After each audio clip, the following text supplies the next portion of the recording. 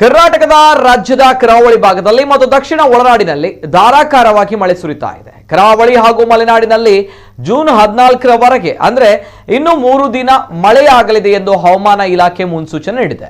June ಮೊದಲ ವಾರದಲ್ಲಿಯೇ ನೈಋತ್ಯ ಮುಂಗಾರು ಕರ್ನಾಟಕಕ್ಕೆ ಆಗಮಿಸಿತ್ತು. ಇನ್ನು ಮಹಾರಾಷ್ಟ್ರ ಕರಾವಳಿ ತೀರದಿಂದ ರಾಜ್ಯದ ಕರಾವಳಿ ತೀರದವರೆಗೂ ಕೂಡ ಮೇಲ್ಮೈ ಸುಳಿಗಾಳಿ ಹಾದು ಹೋಗಲಿದ್ದು, ಇದರ ಪರಿಣಾಮ ಇಂದಿನಿಂದ 5 ದಿನಗಳ ಕಾಲ ಕರಾವಳಿ ಪ್ರದೇಶಗಳಿಗೆ ಯೆಲ್ಲೋ ಅಲರ್ಟ್ ಘೋಷಣೆ ಮಾಡಲಾಗಿದೆ.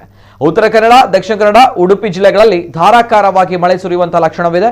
ಅದೇ ರೀತಿ ಕಾರವಾರ, ತೀರ್ಥಹಳ್ಳಿ, ಸಾಗರ, ಕೊಪ್ಪ, ಭಟ್ಕಳ, ಅಂಕೋಲಾ, ಹೊನ್ನಾವರ, ಕುಮಟಾ, ಶಿರ್ಸಿ ಮುಂತಾದೆಡೆ ನಿನ್ನೆಯಿಂದಲೇ ಮಳೆಯಾಗ್ತಾ ಇದ್ದು ಜೂನ್ 14ರ ತನಕವೂ ಕೂಡ ಮಳೆ ಮುಂದುವರಿಯಲಿದೆ ಎಂದು ಇಲಾಖೆ ತಿಳಿಸಿದೆ. ಇನ್ನು ಚಿಕ್ಕಮಗಳೂರು, ಹಾಸನ, ಶಿವಮೊಗ್ಗ, ಕೊಡಗು, ದಕ್ಷಿಣ ಕನ್ನಡ, ಉತ್ತರ ಕನ್ನಡ, ಉಡುಪಿ ಸೇರಿದಂತೆ ಹಲವು ಜಿಲ್ಲೆಗಳಲ್ಲಿ ಗುಡುಗು ಮಿಂಚು ಸಹಿತ ಒಣ ಆರ್ಭಟ ಜೋರಾಗಿರಲಿದೆ ಎಂದು ಇಲಾಖೆ ಮುನ್ಸೂಚನೆ ನೀಡಿದೆ.